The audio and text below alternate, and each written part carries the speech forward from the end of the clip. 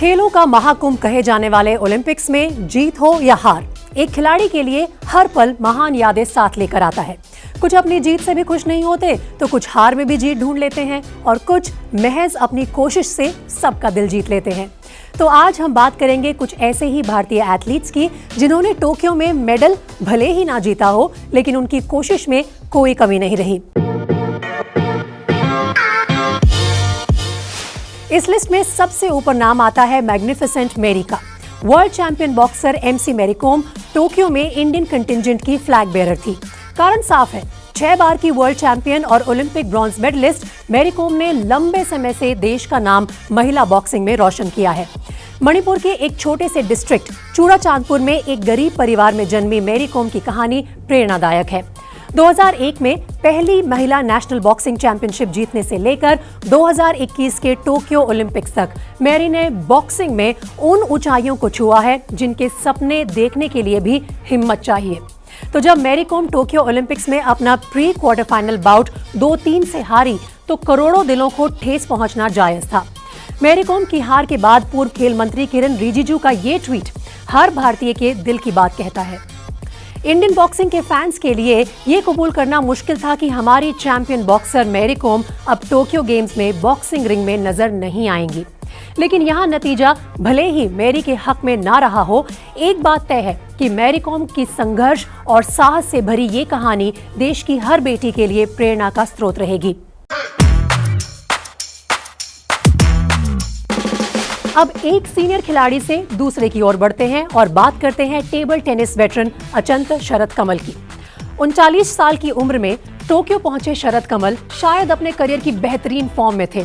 अपनी चौथी Olympic appearance में शरद कमल तीसरे दौर तक पहुंचे और यहां सामना किया चीन के डिफेंडिंग गोल्ड मेडलिस्ट मा लोंग का। मा लोंग को टेबल टेनिस की दुनिया में कई नामों से जाना जाता है। The dictator, the dragon, the captain, the greatest of all time.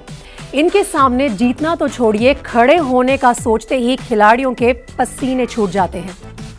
लेकिन शरद कमल ने बेहतरीन गेम दिखाते हुए इस दिग्गज खिलाड़ी को भी कुछ देर के लिए ही सही हिला दिया था जब वो दूसरा सेट जीते अपने मैच में।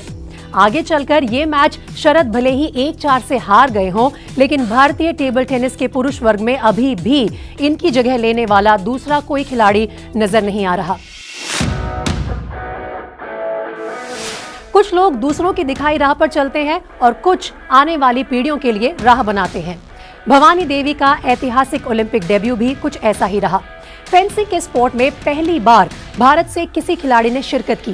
पहली बार भारत को फेंसिंग में ओलंपिक्स में एक जीत भी दिलाई, लेकिन वे अपने दूसरे राउंड के मुकाबले में विश्व की तीसरे नंबर की खिलाड़ी से हार कर बाहर हो गई। चेन्नई की भवानी देवी ने मैच के बाद कहा कि टोक्यो में से जो कुछ उन्होंने सीखा है वे उसका भविष्य में इस्तेमाल जरूर करेंगी और उनके इस एक्सपीरियंस से देश के कई युवा भी प्रेरित होंगे, क्योंकि भवानी ने दिखा दिया कि नामुमकिन कुछ भी नहीं। अर्जुन लाल जट और अरविंद सिंह ने इतिहास रच दिया जब उनकी जोड़ी डबल स्कल्स के सेमीफाइनल में पहुंचने वाली पहली भारतीय जोड़ी बनी। मेडल की उम्मीद तो कभी भी नहीं थी, लेकिन सेमीफाइनल्स तक पहुंचकर इन दोनों ने सभी को चकित कर दिया। रोइंग के स्पोर्ट में ओलंपिक्स में इंडिया की बेस्ट एवर परफॉर्मेंस के साथ ये दोनों रोवर्स एक उदाहरण बन गए उन सभी युवा एथलीट्स के लिए जो अपनी पसंद का खेल चुनने में कहीं ना कहीं हिचक महसूस करते हैं।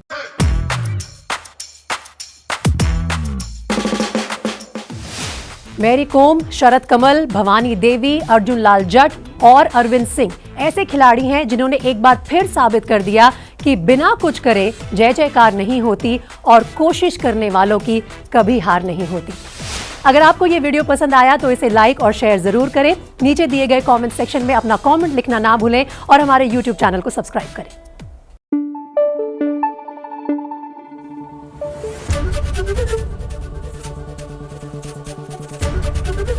एबीपी न्यूज आपको रखे आगे।